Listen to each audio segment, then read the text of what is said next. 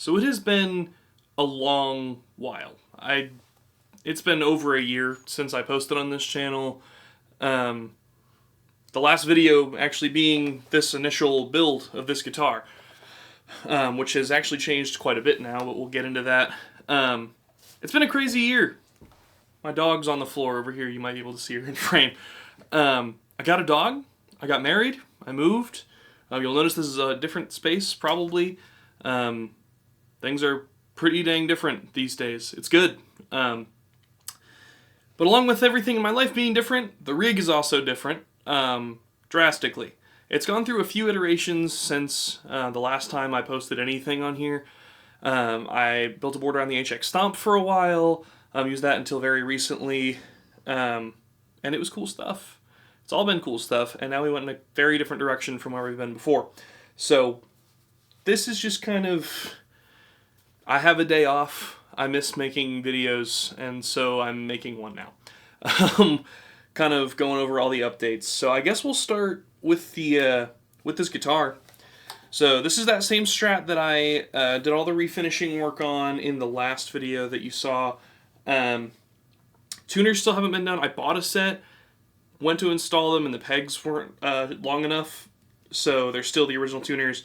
They're pretty bad. I need to get some new ones soon that will work better, but I need them to fit. What else is new? So we have new knobs. I'm giving you all the minor stuff first. I got Fender knobs, Fender switch tip, but let's get into the cool stuff. Internally and electronically, this is a very different instrument than when I built it. So these two pickups are still the Silver Sky SE pickups. They sound great. This, in the bridge, you'll notice I have a humbucker here. It's a Seymour Duncan JB. I got a really good deal on it from a friend of mine who was getting rid of it. Love this pickup. I was going to put in a push-pull pot, but this is a shallow route body, so I couldn't fit the pot in here. That said, I did upgrade all of the pots in here to CTS pots. We got two 250Ks and a 500K pot in here, as well as a nicer switch. I can't even remember what exactly this switch is, but it's like the stuff they would use in like custom shop Fender stuff. And then upgraded to orange drop caps and changed the capacitor values as well. I believe it went from a 0.1 from a 0.022, something like that. Whatever stock in the Silver Sky, I changed it to a more traditional Stratty thing, and it really opened up the top end of these pickups, gave it a lot of that Strat sparkle that I felt like I was missing, which is really nice because I was trying to like figure out, do I need to change pickups and anything like that to get the sound I'm looking for, but changing out the caps and the pots really made a big difference in the sound of these pickups. So I'm really excited about that. The other thing is, and I'll flash an image over to the pedal board here, this is the current rig. You'll notice it's the Helix Stadium. It's still in my Temple Audio Trio 21, but we have the Helix Stadium, Polytune 2, a Hot Tone Ampero 2 press, and then my 1981 DRV, just because I can't live without that pedal. There's a couple other pedals that are going to make their way onto here when I am able to get a hold of them. I'd like to probably get a Chase Bliss Mood or that new MXR Textures pedal, something granular in general, and then do some panel mounts on the sides for my I.O. Things like that, nothing super crazy, but this is where we're at right now. I got a really good deal on the Helix Stadium that I just couldn't pass up, so sold off some stuff and went over to it, and the sounds are so good. I dialed in a preset using the Benson Chimera capture from Signal Theory. I got that in Bradford's signature patch and used that clone in my own, kind of reverse engineered some stuff in there a little bit, but I really kind of dialed in my own stuff and I love it. But the sounds in here are so good. Basically walking through, and I'll put a screenshot of my signal path up as well in my editor. We've got, so up front, there is a simple pitch, so we can use that to kind of detune if we want to. That's just kind of there on the rare occasion that I need my guitar to be in a different tuning. Not a super common thing. Then we have a compressor, deluxe comp. I've kind of toyed with the settings a little bit. Honestly, I don't get too deep into compressors. I just kind of change stuff until it sounds good. That's just kind of how I've always done it. Kinky Boost. I don't have that tied to any snapshots, but I do have it on here just in case I want a light boost on the amp. but most of the time, if I'm wanting a light drive, I use the Heir Apparent over here, basically half of a King of Tone model. Been using that for a little bit. I love it. This is the first time in my rig since I bought a Klon that I don't have a Klon in my rig, in my signal chain. So it's really interesting, but I love this blues breaker. We also have, and actually this isn't supposed to be on right now, but this effects loop is the DRV, so I have that tied to that.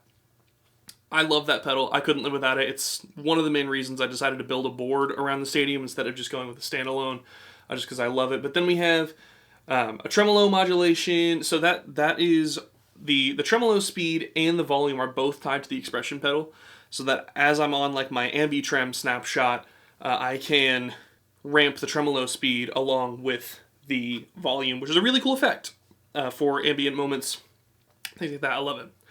We also have a plastic chorus on here. This I'm not super attached to. There's a lot of good choruses in the Line 6 stuff. I'm just trying to find the one that I like the best.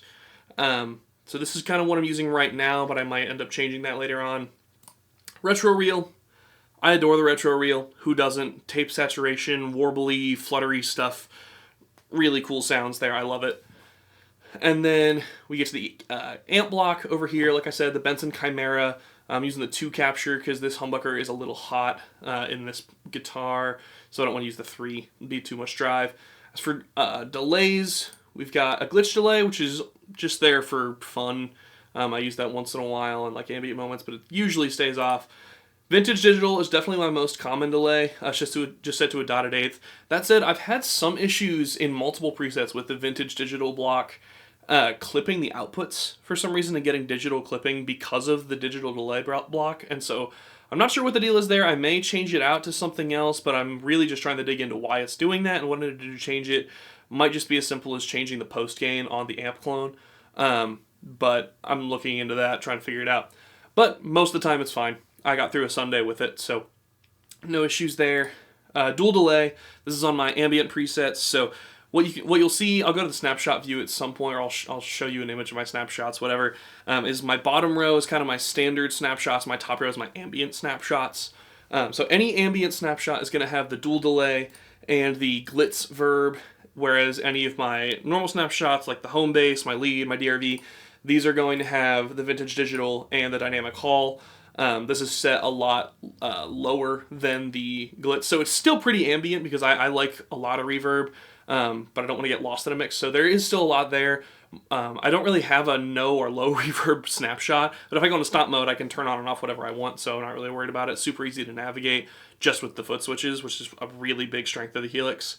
So yeah, any of my standard presets are going to be the digital and the dynamic hall, and any ambient preset is going to be the dual delay and the glitz verb.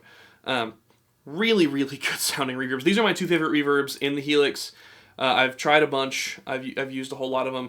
These are my favorite. The glitz verb just, the way it sparkles in ambient moments sounds so good. The dynamic hall, the dynamic hall, I actually, when I was using my HX Stomp, the dynamic hall was the reverb that I was using on every preset. I just had it set to different parameters on each of my snapshots so that I could have, less reverb, more reverb, and a ton of reverb. I just used the dynamic hall for everything. Now I've got the glitz verb on for my biggest one because I have more snapshots available and I can do a bunch more things. Not that the HX Stomp wasn't capable, but I just decided to take a different route. And then as for my routing, things are a little different. I am an always-on tuner kind of guy, so I'm actually not using the tuner in the Helix at all in the Stadium. So you'll notice right from my input there's a split. So it primarily goes all the way through the signal chain, and then I have it out to go to the XLR and the 1/4 inch. There is a button that lets you send to XLR, 1/4 inch, and headphones at all the same time. That's the default. The reason I didn't do that was that this split, you'll notice, goes straight to the headphone out with no effects on it. And it's not affected by the expression pedal at all. That's because I like always-on tuners. So I have my Polytune routed out of the headphone out, essentially using it as like the tuner out on a volume pedal. That way, even if my expression is pulled back, I can still tune.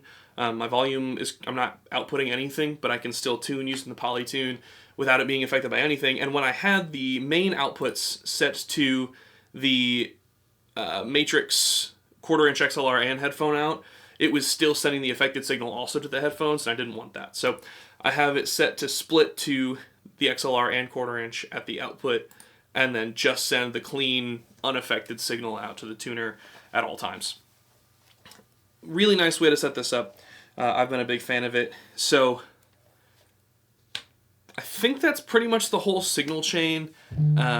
Stuff sounds really good. I played 3 services through this setup, and it just sounded so good. I've played with it at home a whole bunch. I've used a lot of the stock presets on here too, but I've been really happy with the way that this all sounds. So I can just kind of show you what we're working with a little bit. I'll go through my snapshots, kind of show you what the sounds are like. So my home bass is just the amp with the vintage digital and the dynamic hall along with a compressor, because my compressor is always on. I've always run my board that way, and I'm not really going to stop now. So here's kind of what that sounds like. We'll go to the 4 position, so the bridge and middle, or not the bridge, but the neck and the middle pickup on the Strat.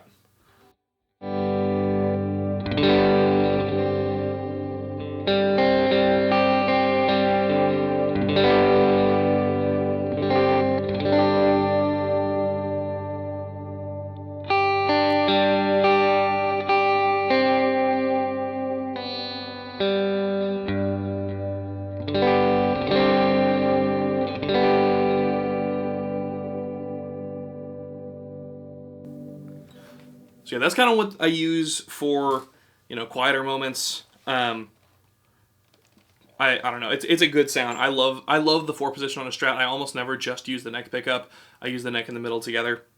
My most common pickup positions on a Strat are 4 and 1. So the neck and the middle and bridge, just alone. Especially since I put this humbucker in here. It's fat. It sounds really good. I love it. Speaking of which, let's go to it so you can kind of see the difference. So here's that again.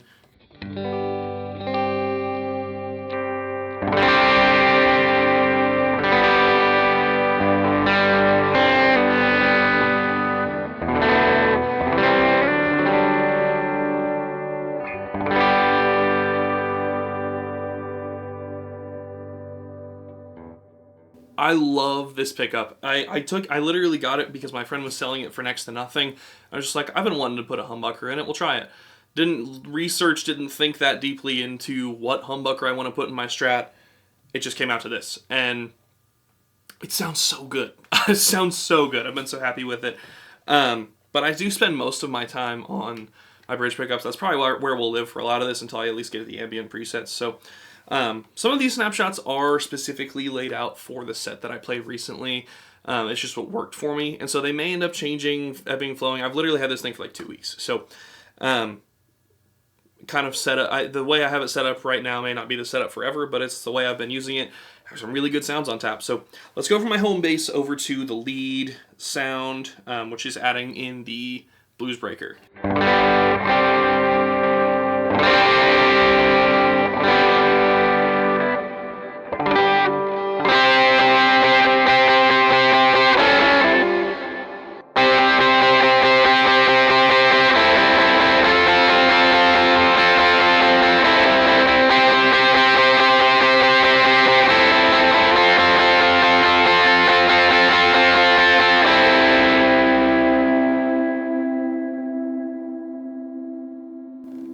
So there's that lead sound, pretty similar. It's just kind of adding a little more grit to it. I didn't want it to be super drastic, but I'm really liking the way that the blues breaker interacts with the rest of this stuff, so I've been really excited about that. Next level is my 3rd snapshot. This brings in the DRV and that effects loop there. It sounds like a DRV. It's a rat. It sounds like a rat.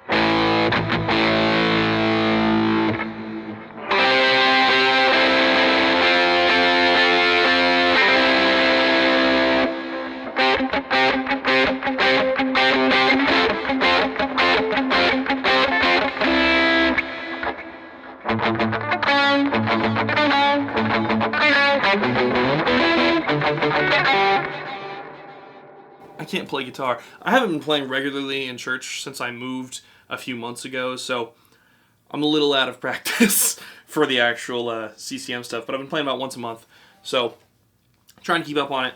but I'm going to flub playing guitar some, just so you know. It's been a busy year. But anyway, the DRV sounds like the DRV.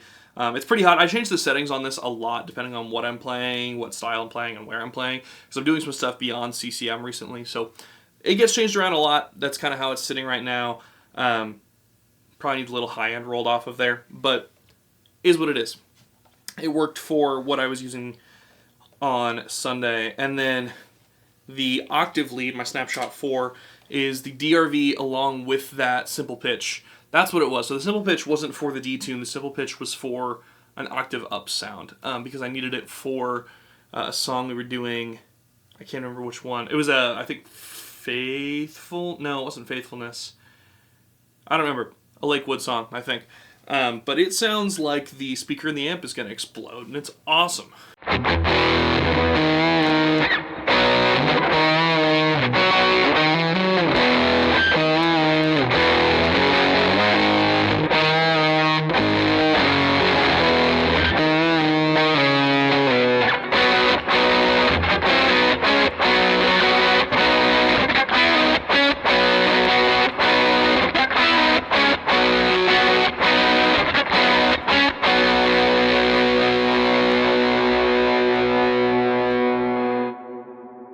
There's a very subtle high octave in there, but that combined with the drive of the DRV kind of makes it sound like an amp is going to blow up, and I got to use that on Sunday, and it sounded sick.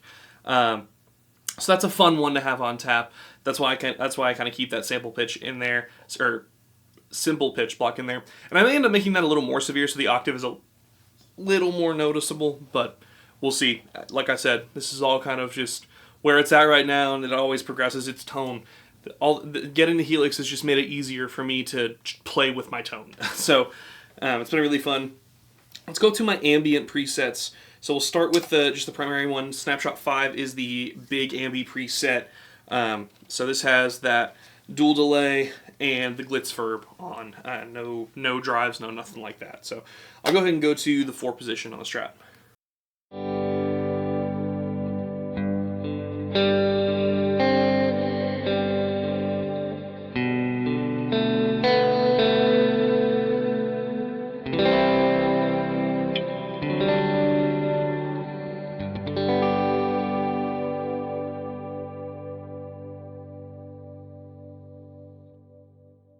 So yeah, long decay, big mix, lots of reverb. It's a cool sound. I like it a lot. That's why I use it. We'll actually skip before I go. Well, no, we'll get there. So let's go to Snapshot 6, ambi lead. Same thing, add the blues breaker.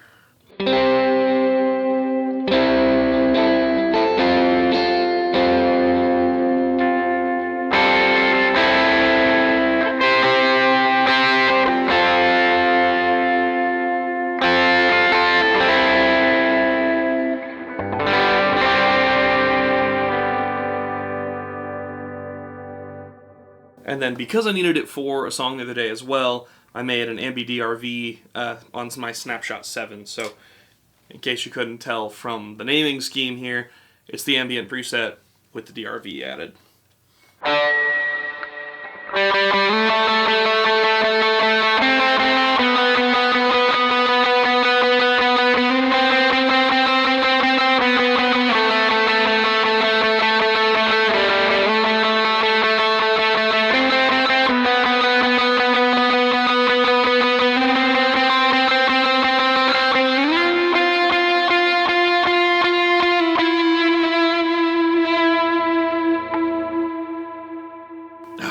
I love that. That's the thing that I used to rip during Holy Forever. I haven't played Holy Forever in a long time, but when I was playing it a lot, I'd kick on the DRV, a ton of reverb, and just rip through a line like that. And as the chorus was building, it sounded sick. But I love it. The DRV's not quite dialed in right now. I think I need to play with it a little more. But anyway, I like the ambi DRV a lot. When I really need big, washy drive sounds. That's what those presets are for. And then lastly, we have the ambi trem. So this is the one I was talking about earlier where the tremolo speed is tied to the same expression pedal as the volume. So as I'm, swelling in the volume, I'm also swelling in the tremolo speed, and I think it's a really cool sound. I was really inspired by Bradford Mitchell from Signal Theory on his signature preset, but he uses that like bleat chop trem, which is kind of a little more randomized. This is just ramping the tremolo speed, because I think that's a fun sound. So I'll show you. We'll go E.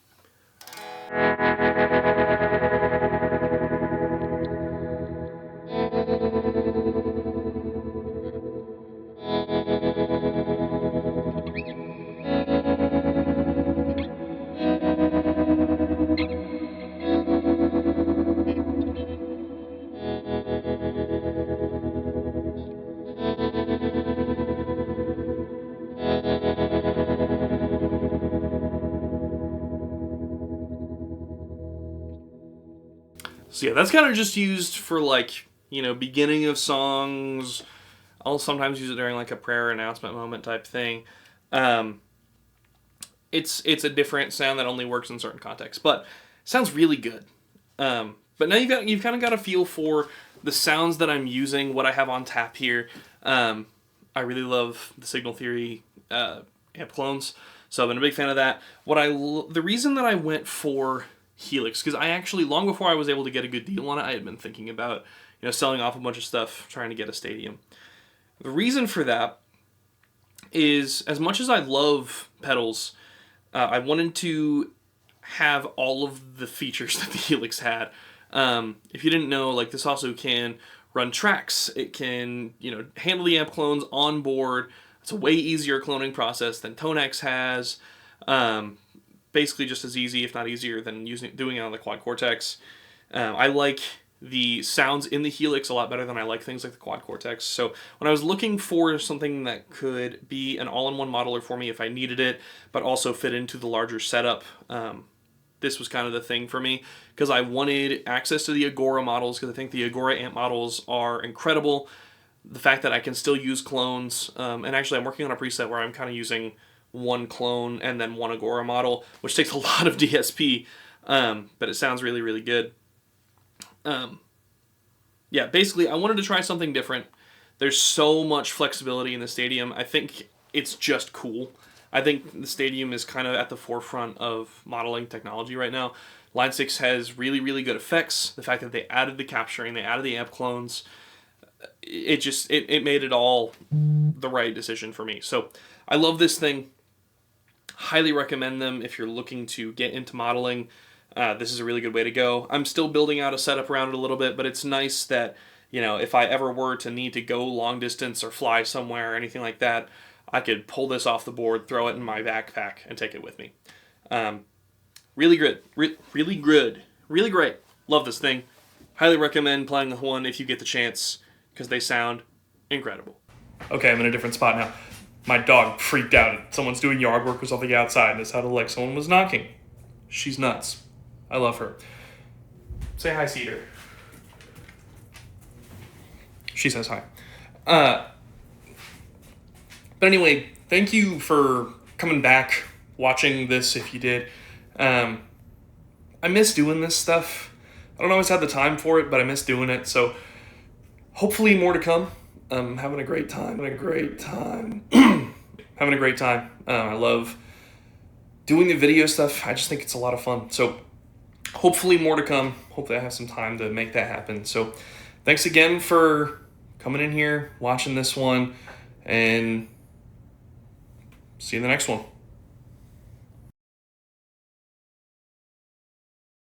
Hi, baby dog. Hi, baby dog. I love you. Okay, can you let me do this now? Okay, thank you.